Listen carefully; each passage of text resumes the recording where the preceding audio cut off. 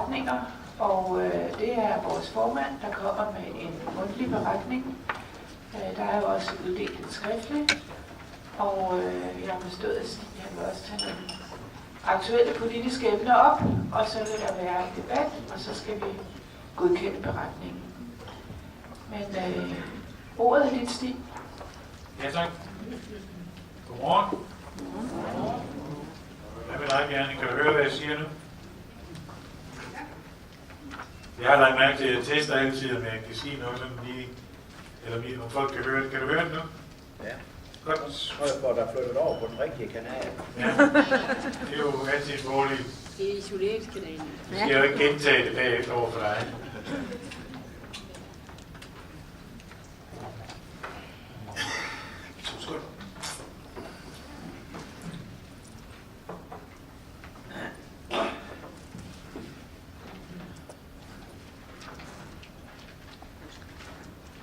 Men jeg håber, I har sovet godt, fordi nu ruller vi jo i dag. Det er jo lige før, jeg troede, at Line hun mente, vi skulle være færdige til kl. 12. Så slemt var det jo dog alligevel heller ikke. Se, det her er jo lidt underligt repræsentantskabsmøde, fordi det er vores første møde uden Morten Karlsson og uden Henrik Søndergaard. Jeg skal ærligt indrømme, at det at miste Henrik Søndergaard som ansat i sekretariat, det var som at miste sin hukommelse. Det var som at miste sit chipkort, sin memory stick, fordi han er den eneste. Faktisk den har været der længst tid. Ej, lige bortset fra Vita selvfølgelig. Og mig selv. Men det er underligt det der med, at pludselig så er der sådan en eller anden, der har hele historien, der kender hver enkelt, der ved, hvad der er sket, der kan huske dengang oppe i Frederikshavn, eller dengang på Læsø, eller dengang på Fanø og sådan noget.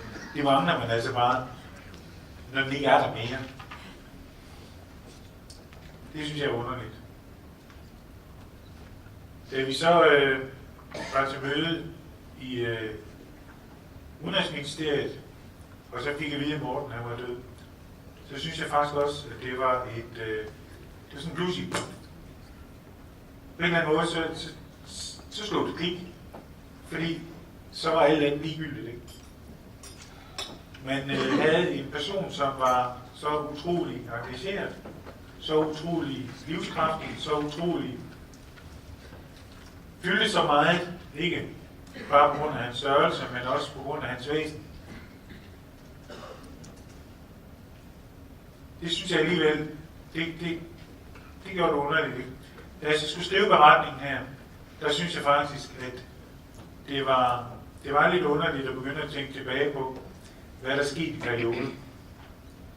Og der står det i hvert fald for mig som to ting, som betyder rigtig meget. Det betyder jo ikke, at livet ikke skal gå videre, men jeg synes alligevel, at vi bare lige skal tænke 15 sekunder på de to personer, som har betydet meget. Vores allesammen.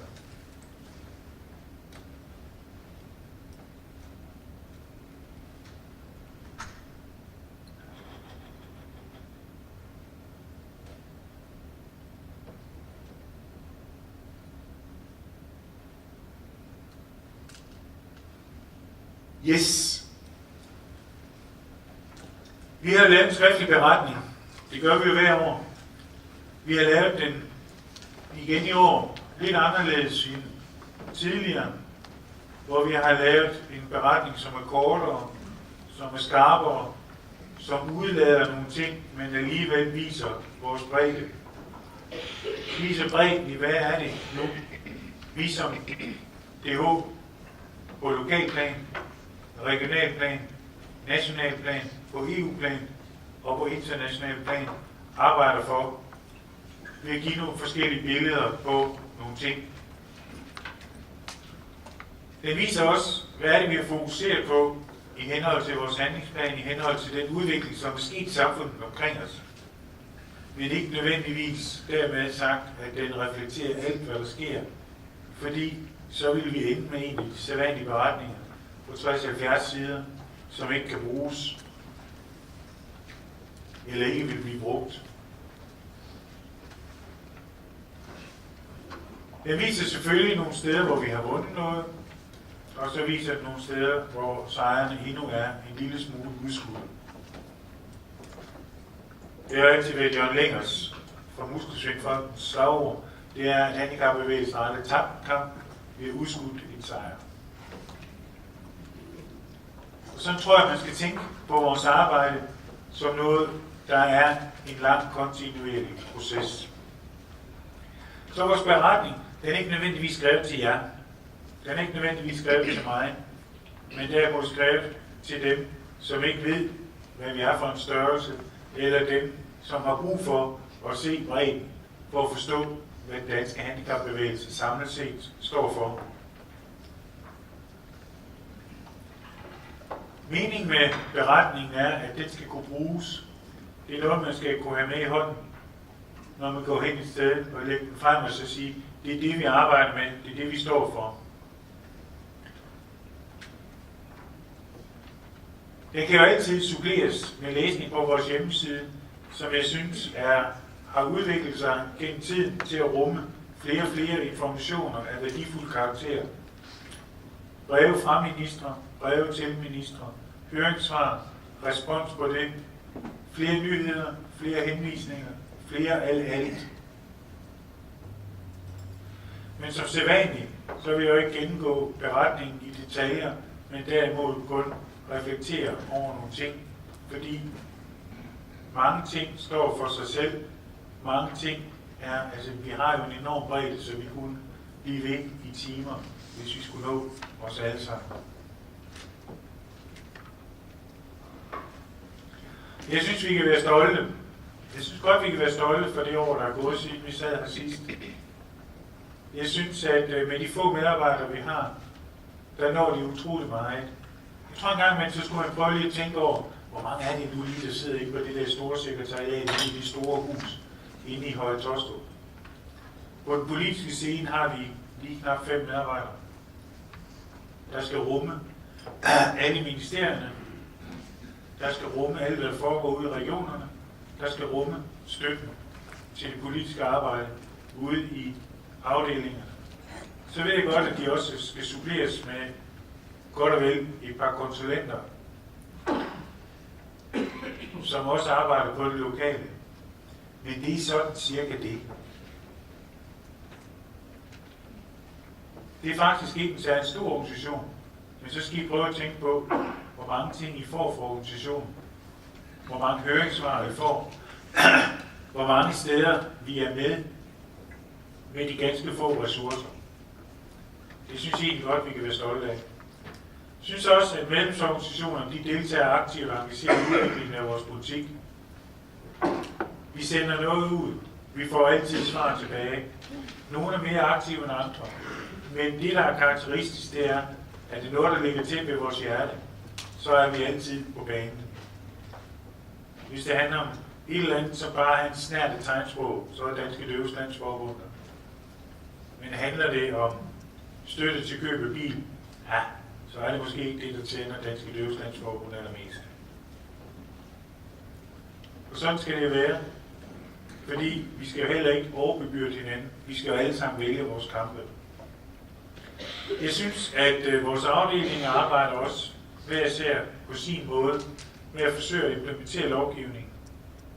Det er jo ikke lige nemt alle steder, men jeg synes, at man gør et flot stykke arbejde på at påvirke det, der er det vigtige, nemlig hvordan bliver de enkelte afgørelser truffet til gavn for borgere med handicap, med forskellige former for handicap i 98 forskellige kommuner. Og så ved jeg godt, at vi er jo kun i 97.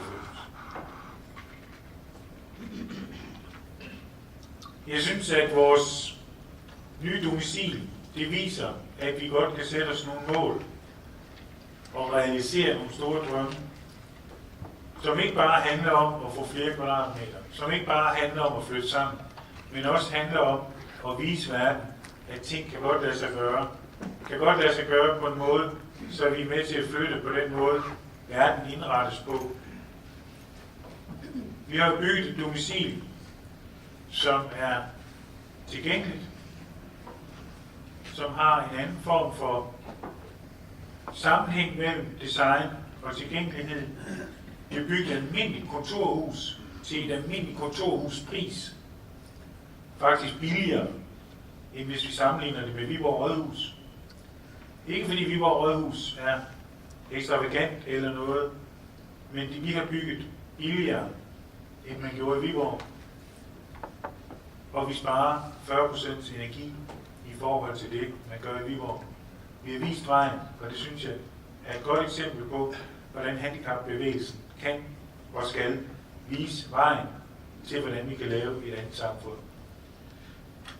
Jeg synes, at vi skal kigge på vores ulandsarbejde, vores internationale samarbejde. Det har simpelthen aldrig haft et bedre omdømme, end det har i øjeblikket. Vi er blevet evalueret endnu en gang. Vi har ændret strategi endnu en gang. Vi har fået en rammeaftale. Vi har fået en handicappulje. Vi har faktisk fået meget store midler stillet til vores fælles muligheder med nogle store rammer for, hvordan vi kan arbejde med dem. 60 millioner kroner på en gåsøj, let styret planprojekt er vel ikke så ringe endda, når man tænker på, at hvordan kontrol ellers bliver begrænsende i forhold til vores handlen og gøre. Jeg synes, vi skal være stolte af vores ulandsarbejde. Ikke bare det, vi laver i hovedkontoret, men det, vi hver især laver ude i de aktive organisationer. Konventionen. Ja, en gang imellem, så kan man godt tænke sig, fylder den nu noget? Men det gør den jo. Hvis I går ind og kigger på, hvordan den er begyndt at fylde i argumentation, i vores argumentation, men også i den måde, politikerne taler om tingene på. Da der lige før sommerferien var en drøftelse omkring ulighed i sundhedsvæsenet, der var det alle politikerne, der sagde,